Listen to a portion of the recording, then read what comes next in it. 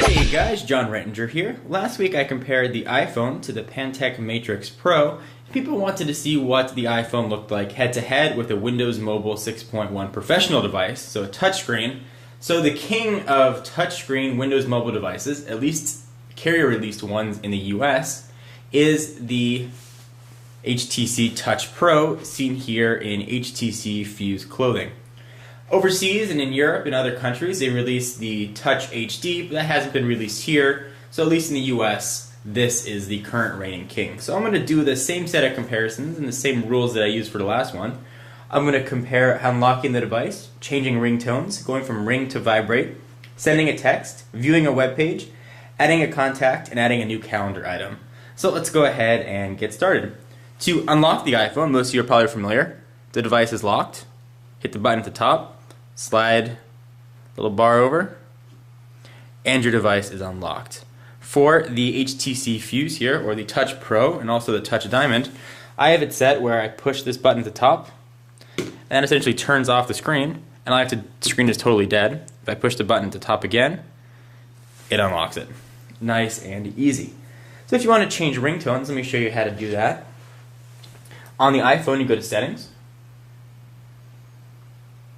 Sounds, Ringtone, and you can go ahead and scroll through and pick whichever ringtone you choose. It's a few steps, but nothing terribly difficult. So here on the Fuse, I'm going to use a stylus for this since it is a resistive touchscreen. You scroll all the way over, and this is running TouchFlow 3D. It's HTC's proprietary skin on Windows Mobile 6.1. So that's where all this scrolling across the bottom of those icons are coming from. It's a HTC add-on. So we'll go to Sound,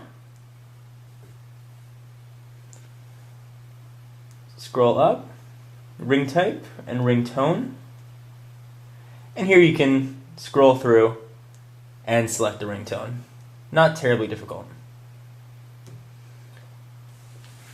So the next thing you want to do, if you want to go from ring to vibrate, say you're going in a meeting or going to class and you don't want your phone to ring, or you do want it to ring, how do you change it?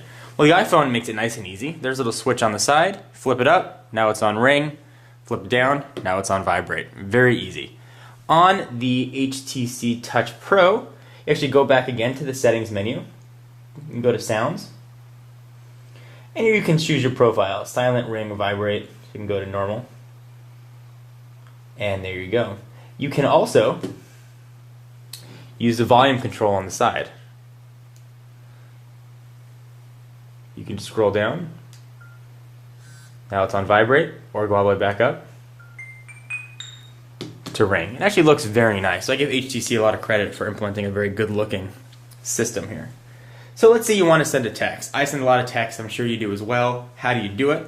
Well, let me go ahead and show you guys. So on the iPhone, go ahead and hit SMS. I'm going to cover up my text messages here. But there's a button right there to create a new text. Go ahead and hit it.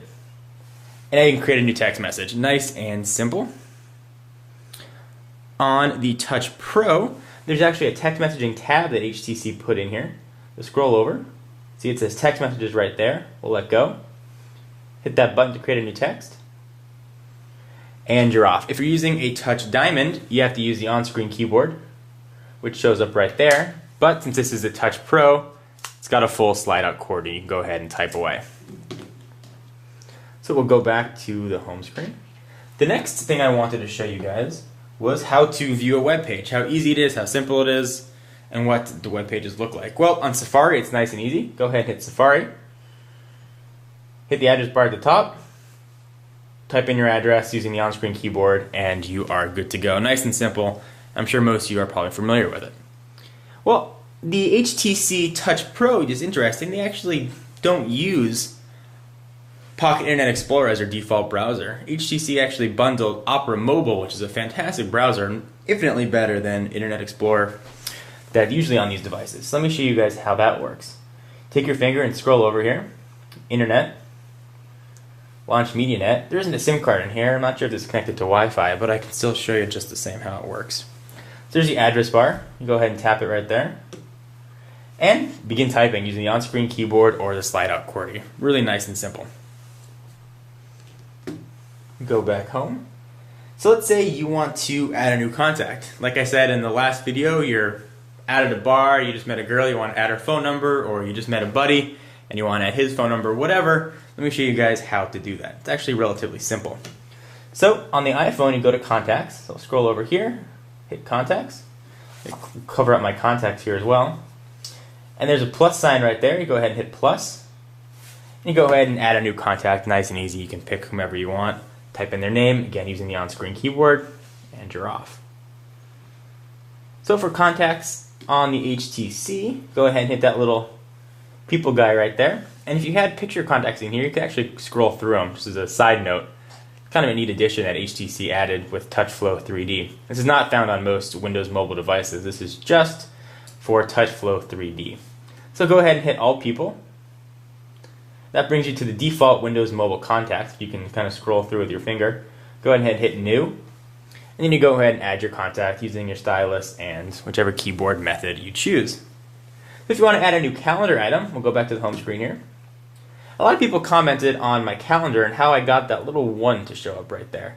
It's actually because I'm using Exchange Server. When you use a Microsoft Exchange Server, you actually get calendar notifications and calendar pop-ups, and that's where that 1 comes from. It's not a standard iPhone firmware thing. It's just if you're using Exchange Server for your mail. So let's add a new calendar item, nice and easy. Go ahead and hit Calendar. Just like everything else in the iPhone, hit the plus sign. And you're off. And it's actually relatively easy on the HTC as well. So we'll use this screen here. This is actually the main home screen. You can flip through with your finger to get different information. But in this case, we want to use the calendar. So we'll hit Calendar. And it launches the default Windows mobile calendar. Go ahead to the menu.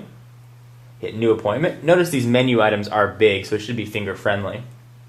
And hit New Appointment. And enter your information. Pretty simple on the Windows mobile device as well.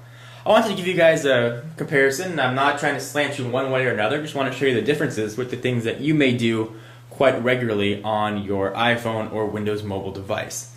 Again, like I mentioned earlier, keep in mind all Windows mobile touchscreen devices are not going to look like this, as this is running TouchFlow 3D on top of Windows mobile. But to show you that it really is Windows mobile, you see the start screen, and hit that, and then you get your typical start menu. So guys, this is John Rettinger. I hope you enjoyed. For exclusive content, be sure to follow me on Twitter, twitter.com/John4Lakers. I'll see you in the next video. Bye-bye.